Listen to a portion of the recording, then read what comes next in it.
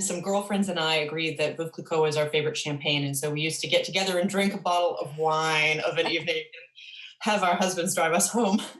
We were talking one day and I remembered that Veuve in French is widow. And it really started with a question where I said, well, was there really a Widow Clicquot? And ended up doing research and found this amazing story about a woman who became history's first international businesswoman.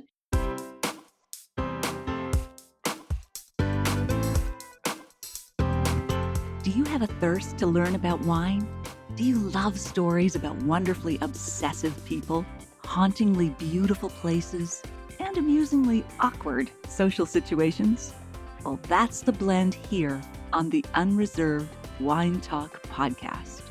I'm your host, Natalie McLean, and each week I share with you unfiltered conversations with celebrities in the wine world, as well as confessions from my own tipsy journey as I write my third book on this subject. I'm so glad you're here. Now pass me that bottle, please, and let's get started. Welcome to episode 37. In today's episode, we're chatting with Tilar Mazzeo, who has held various professorial and teaching positions at several American universities, as well as being the Washington Scholar at Pembroke College in Cambridge, UK. She's currently an associate professor in the Department of Literature and Languages of the World at the Université de Montréal in Canada.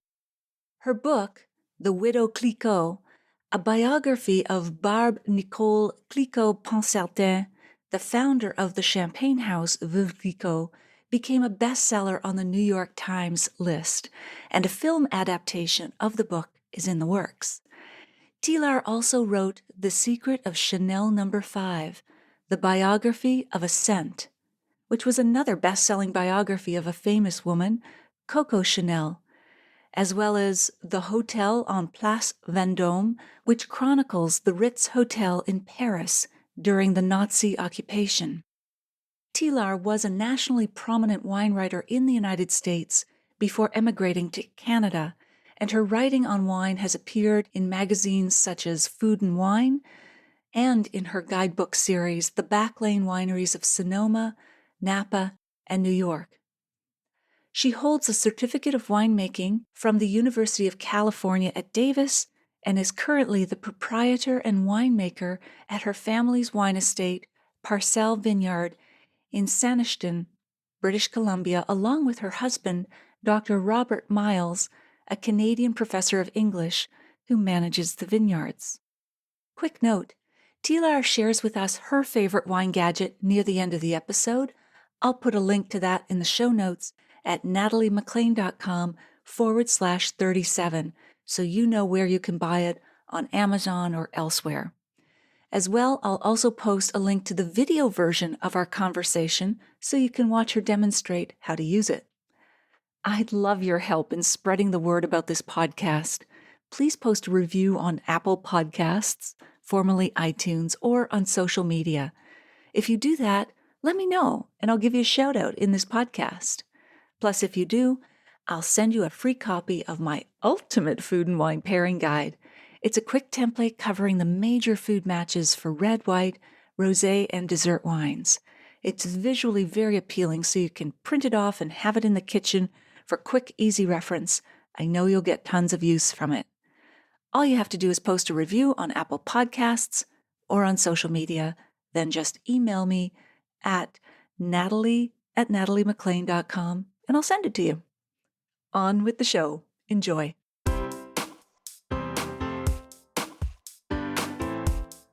You're probably familiar with this champagne, Veuve Clicquot, iconic egg yolk label. But are you familiar also with the story behind this champagne? In fact, the woman who built not only this prestigious luxury brand, but also really the champagne empire was a large part of that. Our guest is an associate professor of English at Colby College in Maine, and she has a winemaking certificate from the University of California at Davis. She's also the author of the New York Times best-selling Eno biography, The Widow Clicquot, The Story of the Champagne Empire and the Woman Who Built It, among other wine books. And 5 years ago, she emigrated to British Columbia, where she is the owner and winemaker at her family's vineyard, Parsell Vineyard, in Saanich. And that's where she joins me now. Welcome, Tilar Mazzeo. Thank you. So nice to be here.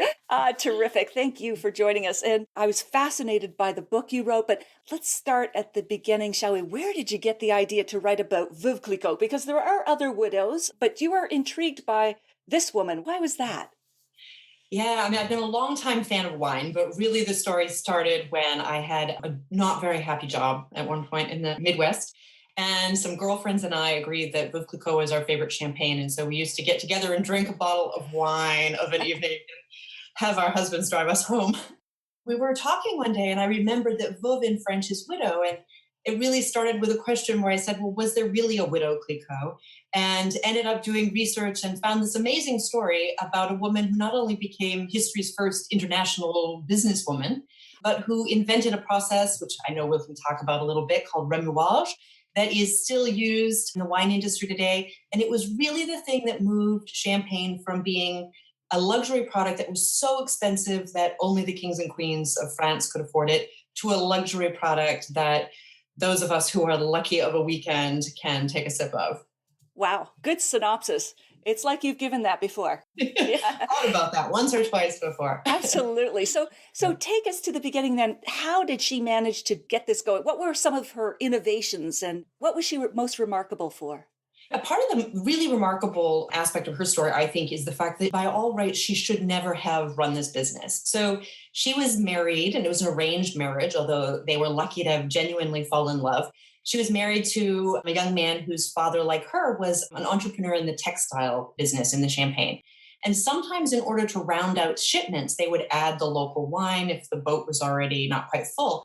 So her husband, Francois, decided that he really wanted to develop a wine industry. And his father, Philippe, said, don't do it. There's no money in the wine industry.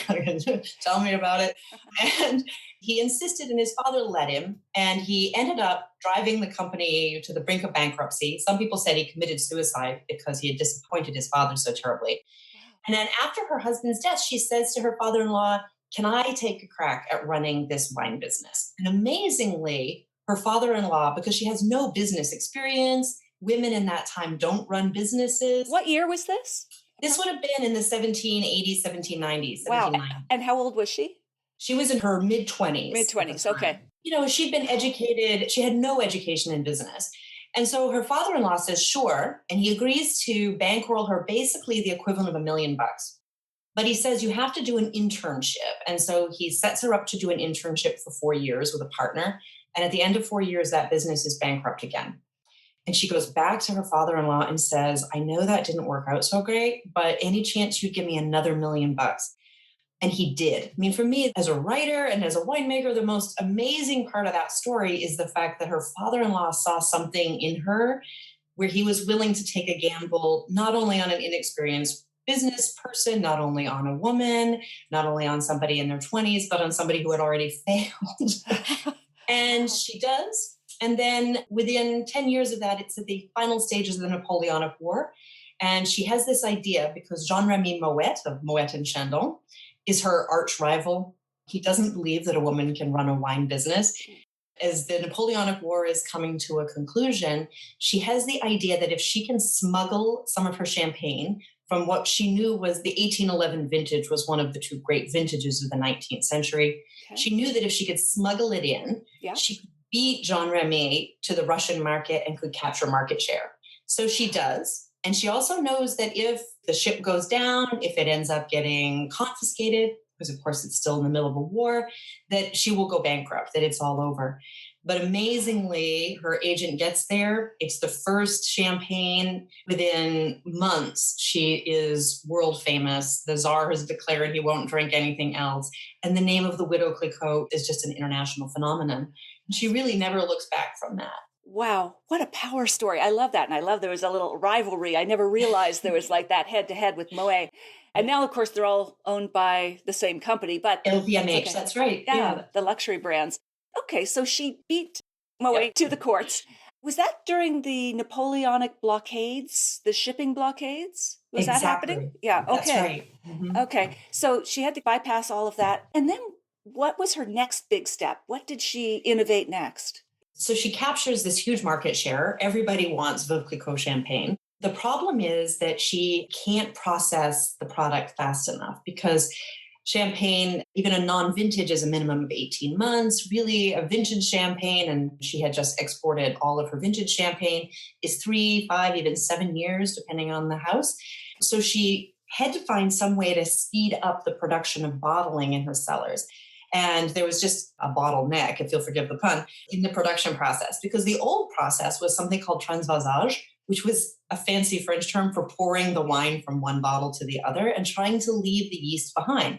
Because when we do a classic second fermentation, right, as you Yeah. know, and as probably Hmm. some of your listeners know, you take a still wine that's already made, you put some sugar and yeast back in the bottle, you cork it, and then what happens is the yeast ends up consuming the sugar, creating carbon dioxide, bubbles, and creating more alcohol. But then the problem is, what do you do with the yeast? Because the consumer typically doesn't like yeasty floaty bits in the Right. bottom of wine bottles. Right. Although, as a raw winemaker, personally, I'm enamored of this process. But most consumers don't want yeast, aren't willing to tolerate it. So, how do Okay. you get rid of the yeast? They used to just pour it from bottle to bottle.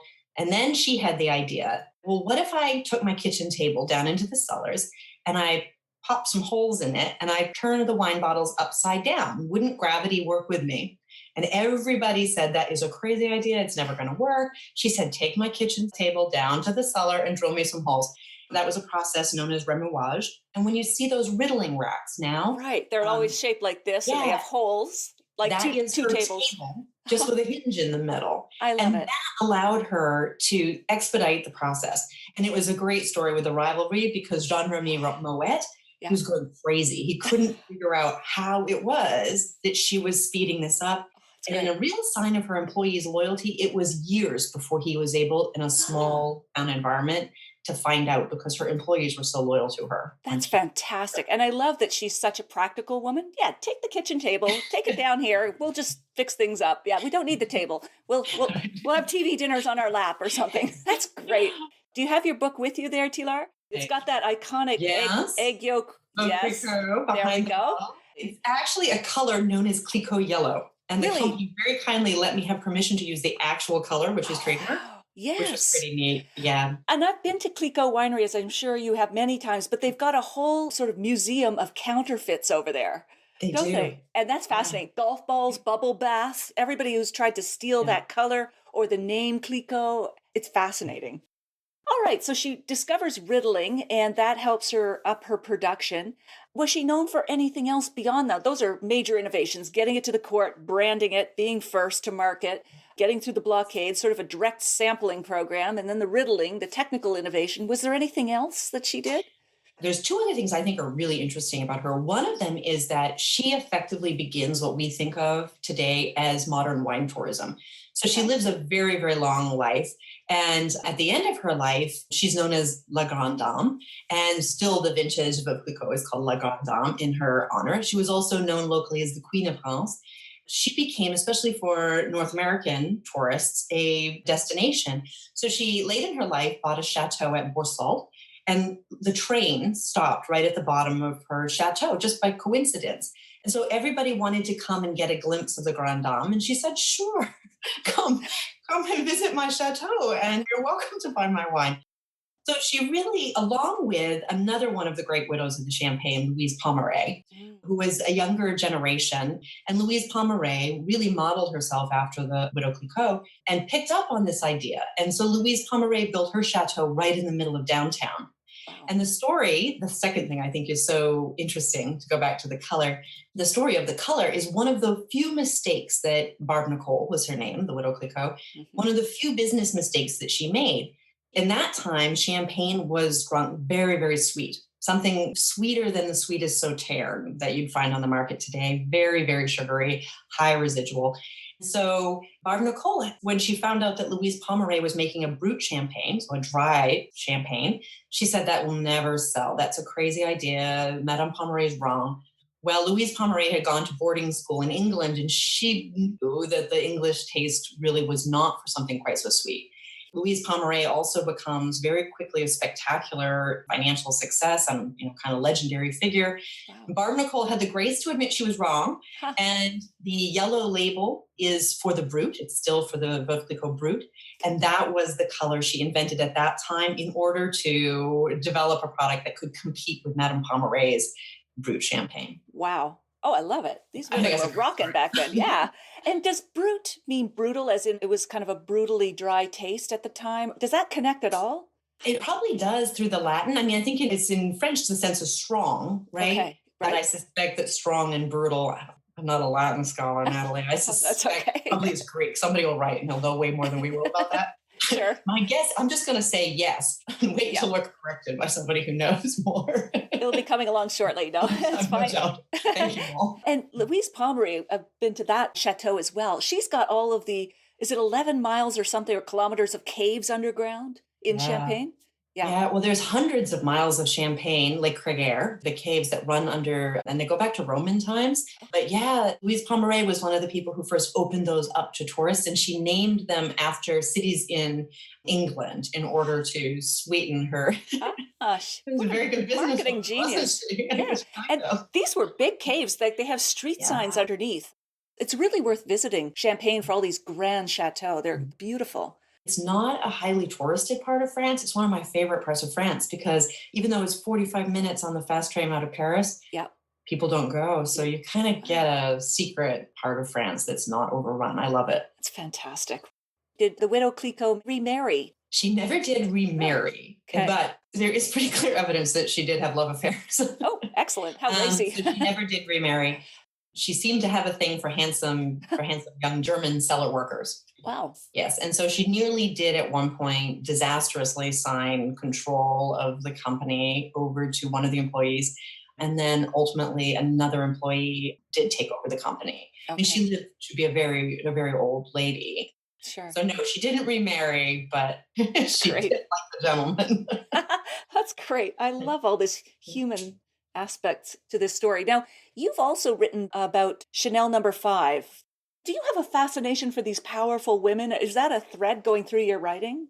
Exactly. I mostly tend to write about strong women. I have a real interest for some reason in strong business women. I'm not totally sure why that is. I guess as a businesswoman, maybe that's part of it. And I have a particular interest in French culture, European culture, and in wine. For me, the perfume book, I had written a book, not a biography of Coco Chanel, but a biography of that perfume, because it really was a perfume that had a life of its own. And there were a whole series of really interesting legal battles.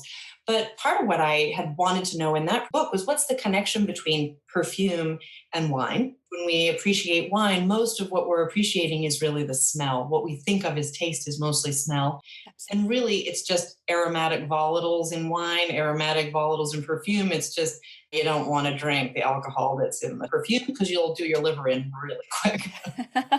Yeah, but there are so many parallels. Like I've read that book, The Making of a Perfume.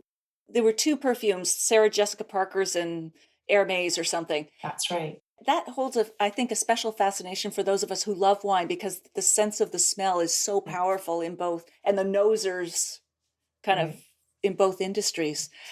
I was invited when I was working on the research for that book to go and spend some time in the perfume lab with a perfume professor named Ron Wingrad, who's a fabulous perfume professor at IFF, which is International Flavors and Fragrances. That's the company that was involved in helping the development of the perfumes in that book you're talking about. And one of the things I thought was incredibly interesting was you learn about esters and aldehydes. And, I hadn't understood until the perfume book that there were a range of aldehydes that have different carbon weights and that they really have very clear different smells. And so now when it's a little bit wine, what's very wine geeky. It's not a little bit wine geeky. But now when I smell a wine, I think, that's an aldehyde, that's an ester. And it's a whole other way of thinking about wine because sometimes the adjectives get a little sideways. But it's very interesting to think about it that way, at least for me. I learned a lot about wine studying perfume. Oh, I would love to know what's an aldehyde and an ester. I would love to be able to separate those and know it, as opposed to that's an aroma, that's an aroma, that's an aroma. Interesting. So, Tilar, we'll come back to the Widow, but I also wanted to mention that you've written other books. You have a series of books called Back-Lane Wineries in Napa. You're working on one for New York. Tell us about that series. Exactly. So I had lived in Sonoma County, California for quite a long time in a little village named Cotati and loved it. But when I first moved there, although I was a pretty confident wine drinker, I would drive around in my first year there and see these little handwritten signs and it would say wine tasting down this dirt road. And I admit I was intimidated. I thought, oh, I don't want to go. I mean, who's down there? Like, I'm like a fool of myself. It would be embarrassing. I don't have the money to go buy like $1,000 bottle of wine if it's Screaming Eagle by mistake, which of course it wouldn't be, But I got the idea that there should be a guidebook for people like me and like you who are confident wine drinkers who know a lot, but still are a little bit intimidated at the idea of actually showing up at a winemaker's garage and being like, hey, what are you doing? So I started out with a guidebook called the Back-Lane Wineries of Sonoma. And it was exactly that. It was small artisanal family-owned wineries was my focus, all under 10,000 cases. But in many cases, most of the wineries in the book, and there's about 70 in each, most of them make under 1,000 cases. Wow. So these are really small production. They're mostly not distributed. And then Paul Hawley at Hawley Wines up in the Dry Creek is a friend, and he's also a great photographer. He agreed to come and do the photographs. And it was great having somebody do photographs who is himself a winemaker and knew a lot about that. Mm-hmm. So did first the Sonoma, and that did really well. So we went on and did Napa. And that one I'm now doing with another writer named Nish Guerra. And then a man named Peter Vibruga is our photographer who also does some great photographs. Terrific. So I think next there maybe needs to be one of California, Santa Barbara. Yeah. Thinking Champagne. Mm-hmm. Maybe one in Ontario. Yes. And how about BC? Yeah, Ontario and BC. Please do that. BC, I think that would be a great idea. Oh, yeah. And what a nice segue. Now, you and your husband have a vineyard in BC. I'm going to mispronounce it again. Sanistishan? Saniston. It's the First Nations word. Yeah. Saniston. Sorry. So locate that in relation to Vancouver. Where is this? We are on the little island known as Vancouver Island. Okay. Where Victoria is. Yeah, we're Victoria. We are about 20 minutes north of Victoria. Okay. So on what's known as the Saanich Peninsula. So most people, when they think about wines on Vancouver Island, still think about the Cowichan, which is a little bit older, a little bit more established, has maybe, 30 wineries. I don't know the Cowichan. They'll yell at me and they'll tell me I have that number wrong. But I'm not from the Cowichan. I'm from the Saanich Peninsula, which we argue is the up and coming wine region. And it's much closer to Victoria. So there's maybe a half dozen wineries up here. And we are the most recently licensed, I think, of them. It's great. Congratulations. That's fantastic. Yeah, so thanks, up till now, had you been providing grapes to another winery? Are the plans to bottle your own now? Yep, we did. So early on, we sold to a couple of different neighbors who are winemakers. We got licensed in July. So my first vintage is in the cellar right now. We're waiting for final construction to finish on our tasting room. So hopefully we'll be open by July. Okay. That's exciting. And you were gracious enough to send me a bottle of your... Unlabeled, as you'll say. Unlabeled, yes, that's okay. I'm sure you know all about branding. Having written about Veuve Clicquot, you'll be an ace at it. But this is a Maréchal Foch that you've sent me? It is. So. And until I moved to Vancouver Island, I didn't know a lot about Maréchal Foch. Okay. Because it's not actually a vinifera. It's a combination of vinifera and a Native American rootstock plant. Okay. But it's a real cult wine on Vancouver Island and also to some extent out still in the Okanagan. This one we've done through full carbonic maceration. The thing about Maréchal Foch is that it's really grippy and tannin, but at the same time, because it's not vinifera, it's not something you're going to put down in your cellar for a decade. It's a pizza and burgers wine, kind of like a Zinfandel, a little bit lighter. We did that with a full carbonic maceration, which drops a lot of those tannins out and makes it much more fruit forward, has those lovely, the carbon. Yeah, thanks. I can't believe it. Like you just bottled this for me, like to send me a sample. It's already got it together. Yeah, and that's from this fall. So, that's the other advantage. Of course, we call it Saanich Nouveau, and we're going to have a big party in December. But one of the reasons it's not bottled, you and I had talked about, is that we got permission from the Ministry of the Environment in BC to sell our wines in growlers. And as far as Which are what? Are they big jugs like the beer comes in? Or? What we're using is these flip-top bottles. Okay. And they have our logo on them. So the idea is that so much of the environmental impact of the wine industry is either water or glassware. Mm, I can't do anything about the water. I have to clean my winery. yeah, But the bottle, if we go to a growler system, kind of like the breweries do, then the consumer can not only have a really cool bottle and I can reduce the price because I don't have to charge the cost of a bottle that gets thrown away, but it has a really significant environmental impact. So we're going to not be putting it actually in bottles. Our sparkling will have to, but the Marichal Foch, we're selling to a local market primarily. Bring me your growler back, we'll fill it up, that's and great. your wine for the week. So you're basically going to be a cellar door winery where you sell locally. That's right. We Yeah. probably won't distribute off island. I mean, if Okay. somebody in Vancouver needed, I could put something on a ferry because we're making raw wine. So what's And sometimes define that raw wine as opposed to natural wine. Is there a yeah, difference between I those don't two? think so. No, if Okay. in my mind, raw and natural are the same. But the key Okay. thing is that we're farming biodynamically. We're not using any synthetic fertilizer. We're not using any Roundup. We're not using any fungicides, except we do use baking soda and sulfur, which is a challenge. And then that means that it's very low, radically low intervention winemaking. And I don't put sulfites in when I bottle unless somebody wants me to. I can kill my wine if you want me to do it. But otherwise, we're really fans of the ways in which the raw live enzymes contribute to the flavor and aromatic profiles. So you believe added sulfites, because sulfites already exist naturally in Yeah. wine, but added sulfites kill those natural enzymes and therefore flavors? Yeah, Yeah. exactly. I mean, and that's the idea of sulfites is that I Okay. couldn't possibly bottle it and Okay. send it anywhere without putting sulfur in it Yeah. because exactly it sterilizes the wine. It kills Huh. the microorganisms that are alive in it. And I do need to do that for my sparkling wine, or else I would have an exploding cellar. So there are really good reasons why people use sulfur. But for us, we're just a little crazy about the winemaking thing, and we've gone radically raw wine. We love it. For us, That's that's an awesome. exciting. All right. But remind us the name of your winery. Is it Parcel or Parcel? It is Parsell Vineyard, and Parcel. it's my husband's family name were the Parcells, and they Okay. were involved in the 1920s and 30s in the Vancouver Island Loganberry wine industry. So we're starting up a family, an old family brand. We're reinvigorating. My father-in-law has given us all the old wine equipment, which is pretty neat. It has buckets with the names on it from the 30s. And that way we can joke that we're fourth generation winemakers. We just skipped two generations. That's great. You did learn from the Widow Clicquot. Exactly. Very smart. That's Now come great. and visit us. Absolutely. That would be a lovely trip. Where do we find you the next time we are in the area?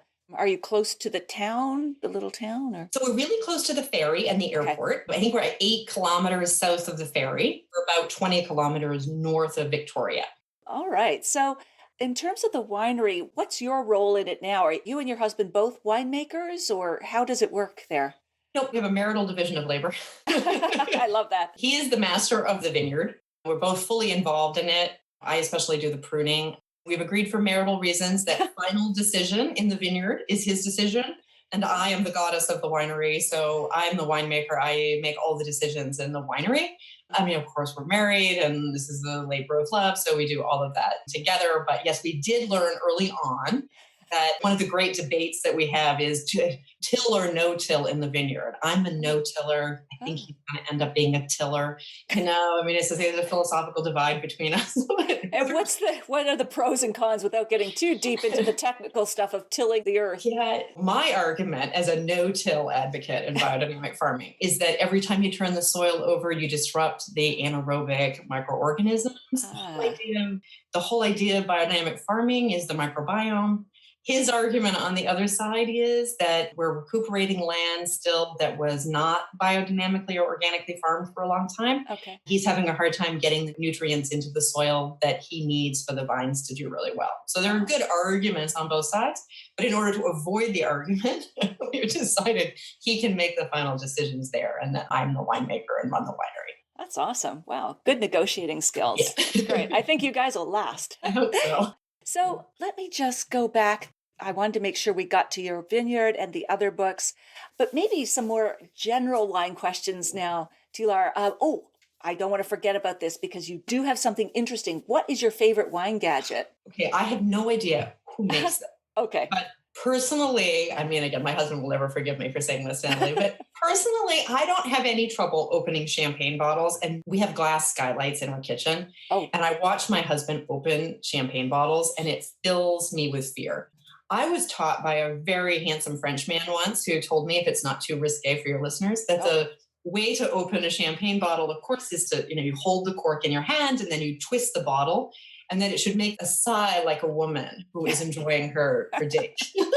Which only a Frenchman would tell you, right? Yep. So, of course, I practiced many times and can now open it appropriately. But my husband does tend to be a menace with opening champagne bottles. He says it's because I don't let him do it often enough. So I found one day in a thrift store in Sydney, and I have no idea who makes it again, but it's called a champagne wrench. Oh. And so what it is it's this little wrench that you just put over the top of a champagne bottle, and you just turn it and it loosens it. But it also has, because it's closed on the top, the champagne cork can't fly away, and you have complete control over opening it. So it's different from a nutcracker. I was thinking, can you just take a walnut cracker or something? But it's different. Yeah, it's the coolest thing ever. You just do it, and you're at a dinner party, and you don't have to stress about, whether you're going to make a fool of yourself opening it. So I paid $2 for it at the thrift store. I had no idea where they come from. It was still in the packaging, so it must be modern. But yes, that is my wine gorilla tip. I love that. We'll have to look on Amazon to see if they're available anywhere else, but I love that. We were sort of alluding to this. I'm not sure, maybe your answer is the Veuve Clicquot, but is there any person, living or dead, that you would love to share a bottle of wine? Who would that be? She'd be great. But, you'd also asked me to think about who my favorite winemaker is. And do you know about, I'm not going to pronounce their name right. Is it Lalou Leroy? Oh, yes. She's just the coolest lady. If I were going to write a biography of a really cool lady in the wine industry, that's who it would be. I also want to be like that. I think she's going to be a little older than I am. When I am a little bit older, I want to be a cool lady like her. She's is crazy in a good way. I met her for my first book, and she cooked me this chicken dinner, roast chicken in the oven that was making my eyes water because it was smoking. And we talked about the foolishness of wine writers, and I just had to nod and agree because she's talking about fruit salad description. I'm going, company excluded, I'm sure. Yeah. I don't think she cared. And then she took me out back where all her astrological signs were, and she has all these rocks, and she's fascinating. You've got to meet her in person. I love her. I'd love to meet her. And then I saw that documentary where she'd been interviewed talking about Burgundy wine, because of course she does the biodynamic. And she was out talking to the vines. I'm like, oh my God, I'm not the only one who goes and talks to the vines. Fine whisperer, really. And of course, she used to work at Domaine Romani Conti. So first I met Aubert de Villaine, and then over to there. What a contrast in personalities, but still some of the fundamental principles were so similar. You've got to sit down. I would love to meet her. So that's the person I want to have my glass of wine with. I'll have to choose between her and the Widow Clicquot. The Widow Clicquot will forgive me. Well, Lalou Leroy, she is getting on in age, so get on that. But she's fantastic. She's very smart, very snippy in a good way, interesting way. Your sharpest school teacher who just whomped you for every dangling participle, but you loved her in the end for it. Luckily, I'm not snippy at all. No, because you are an English professor. I've been conscious about leaving prepositions at the end of sentences. My reputation precedes us. My mother and my grandmother were both school teachers, and English was a passion. So maybe you could share with us perhaps the weirdest wine pairing you've ever had. The weirdest I've ever had is red sparkling wines. I remember I was in Sonoma at one point, and I was doing research for the Back-Lane Wineries in Sonoma, and it was coming up on Thanksgiving. I'm pretty sure that one of the wines in it was Wattle Creek, makes a sparkling Shiraz. And it was really neat, right? And so after that, I had done a tasting at one point with a bunch of different sparkling reds, especially since at Thanksgiving or for fall, kind of winter holiday feasts, you're always looking for something that is sparkling with all those connotations of celebration, but that maybe is a little bit more robust than a white wine. Mm-hmm. So for me, I'm a big fan of that. They're hard to make, I think, because getting that balance right is really, really tricky, I think. If somebody's great and has really the right fruit, you probably can pull that off. So for me, if you haven't ever had a sparkling red wine, I suggest trying that, especially around the fall holidays. Okay, Thanks for so the and your invite. Take pairing would care. be then Take with care. a turkey dinner or This was with a something like that. turkey dinner. Yeah. Exactly. It was a Okay. turkey dinner and the stuffing. Yeah. And especially the richness of a stuffing, sometimes the champagne I find is a little bit too light. I mean, you can do something that vintage champagne, of course, can hold up to anything. But, if you're really in the kind of Prosecco or non-vintage price point, Yeah. you need something sometimes a little bit more sturdy to hold up, I find, to the kind of fats and butters in all of my dressing, at least. So, That's yeah. great. Awesome. Kind of as we're wrapping up here on the wine questions, what's the best piece of wine advice you've ever received? Tasting or growing? Let's do both. Both. Yeah. Let's see. The best advice I ever got about tasting, which I try to remember now that we're coming up on having a tasting room as well, is how really subjective wine tasting is. As you mentioned, I had done the winemaking certificate program at UC Davis. And in fact, my husband and I have just started the viticulture program at Washington State as well. So we'll see. I've never fought so hard for bees in my entire life as in organic chemistry as a winemaker. But really, one of the things that you learn in a winemaking degree program is that all the studies show that tasting wine is hugely subjective. So that's why when you go out to a winery and, you're sitting there in front of palm trees and it's the Tuscan Palace and everybody's happy, everything tastes better. Everything really does taste better. But that also means that if we, or at least for me, if you think at home about drinking wine, a kind of experience, not only does your appreciation of the wine automatically go up, but your evening is improved as well. So for me, tasting, that was important to remember because before I was making wine, like you, I was writing about wine and, not criticizing wine. Wine is different. People have different tastes. And so I saw my job as a wine writer really to describe the wine and then leave the consumer to make his or her own judgments about whether that was your style or not. It had to be a good wine, but there's a lot of good wine that some people just don't like because it's not their taste. So for me, I always tried to remember that if I went and something didn't taste good to me, I needed to think about whether I was being unfair to that winemaker and whether maybe I was having a bad day or maybe we hadn't got off on the right foot or maybe it was too hot. And to remember to try again when I was in a good mood. Yeah, it's true. It's contextual. So for me, that was it's so contextual, right? And then for me in the growing and the winemaking side of it is people always say it's a truism that wine is made in the vineyard. And especially when you've come through a winemaking program, it's really easy to imagine that with all that organic chemistry, we can control what happens in the winery. And one of the things that I had come to learn is that if I have to control things in the winery, something probably went wrong somewhere. And that it is really true that I think good winemaking is learning to get out of the way of good fruit. And that if you're not obsessed about your fruit, you're not obsessed about your wine. I like the way you put it, get out of the way of good fruit. And yeah, absolutely. Yeah. So we are going to wrap up here, Tilar. This has been a fantastic discussion. You've shared all kinds of great stories and tips and value. If people want to connect with you, what's the best way to get in touch with you? Is it a website? Is it Twitter? Is it the winery site? Email? So probably the best would be either to send me an email, which is parsellvineyard@gmail.com, or Twitter, which is @parsellvineyard. And I'd be delighted to hear from anybody, especially if you're coming out. But if you've got questions about Veuve Clicquot, or always happy to talk wine. It was great talking with you all here and with your listeners out there. Absolutely. Thank you again for sharing your stories with us. It was an absolute delight.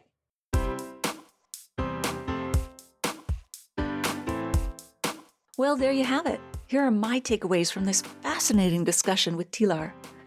I love the way Tilar brings to life the backstory of Veuve Clicquot and just how extraordinary she was in her time when women weren't in business at all, let alone building one of France's premium luxury brands.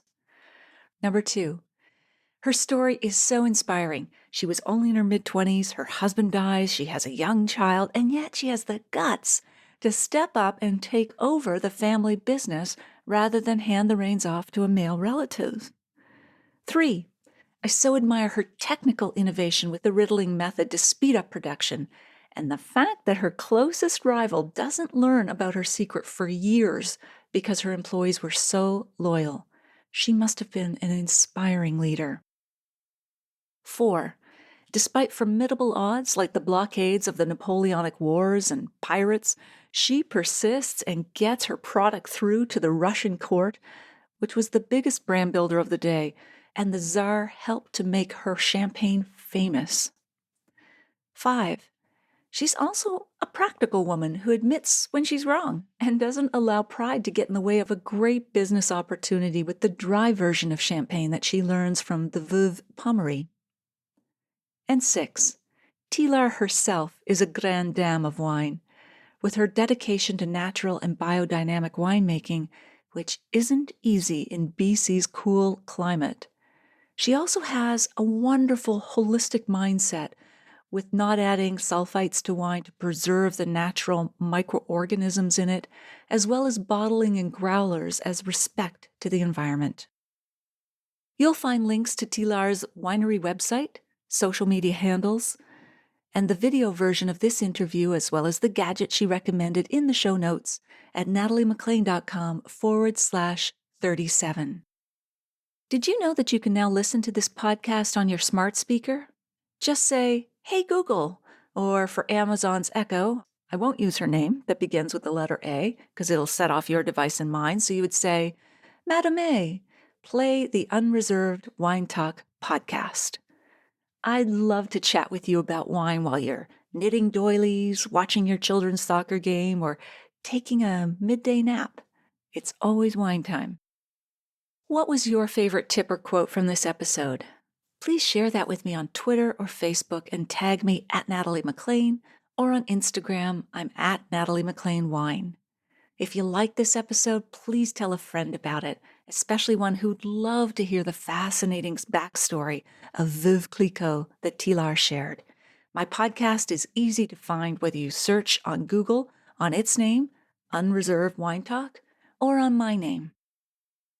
Finally, if you'd like to take your ability to pair wine and food to the next level, join me in a free online video class at nataliemaclean.com/class.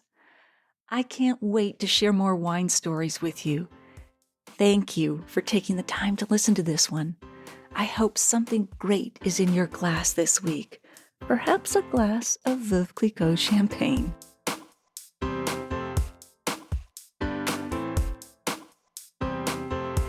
You don't want to miss one juicy episode of this podcast, especially the secret, full-bodied bonus episodes that I don't announce on social media. So, subscribe for free now at nataliemaclean.com/subscribe. Meet me here next week. Cheers.